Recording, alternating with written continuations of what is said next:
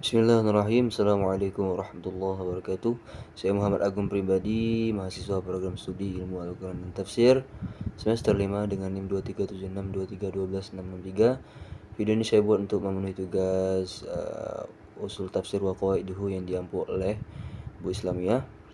Baik, di sini saya akan menjelaskan sedikit sejarah tentang Luqman Hakim, yang dimana Luqman Hakim ini juga disebutkan dalam Al-Quran, yaitu surah Luqman. Luqman Hakim ini adalah salah satu nama orang yang disebut dalam Al-Quran, tepatnya surah Luqman.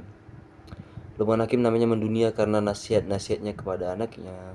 Luqman Hakim memiliki keistimewaan yang mendapat anugerah dari Allah Subhanahu wa taala, yakni berupa ilmu hikmah, ilmu sangat berguna bagi kepribadian manusia yang pada gilirannya akan bermanfaat bagi orang sekitarnya, juga bagi alam semesta.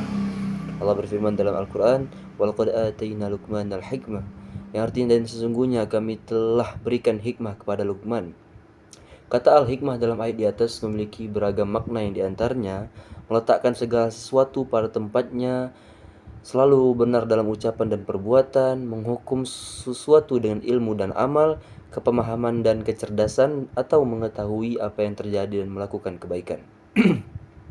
Kata al-hikmah juga bisa diartikan rangkaian kata-kata yang menjadi bahan renungan dan telah mengalir dari suatu generasi ke generasi yang lain. Untaian kata yang bisa membuat seorang tidak lagi melulu cinta harta duniawi juga bisa disebut al-hikmah, atau kemampuan memahami hakikat sesuatu sesuai kemampuan yang optimal. Atau untaian kata yang indah dan sempurna yang memuat dorongan melakukan sifat terpuji, ilmu dan berperilaku yang mulia, atau segala sesuatu yang meningkatkan kualitas diri seseorang. Semuanya merupakan arti-arti dari al-hikmah.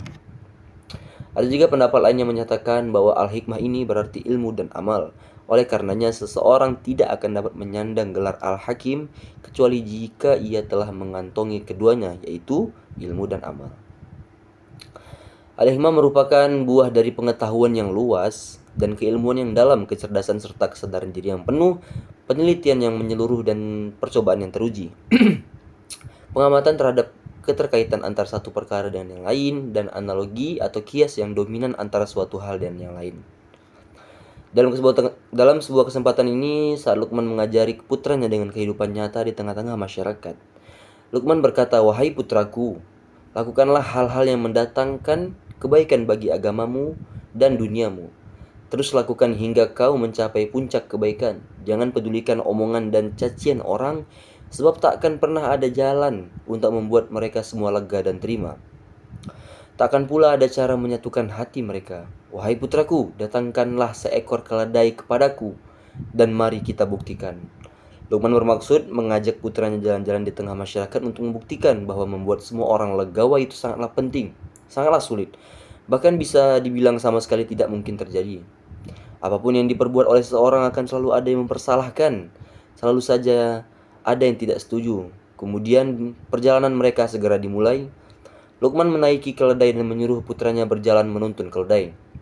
Sekelompok orang yang menangkap pemandangan yang menurut mereka aneh tersebut segera berkomentar mencaci. Anak kecil itu menuntut keledai, sedangkan orang tuanya duduk nyaman di atas keledai. Alangkah congkak dan sombongnya orang tua itu. Luqman pun berkata, "Putraku, coba dengar apa yang mereka katakan."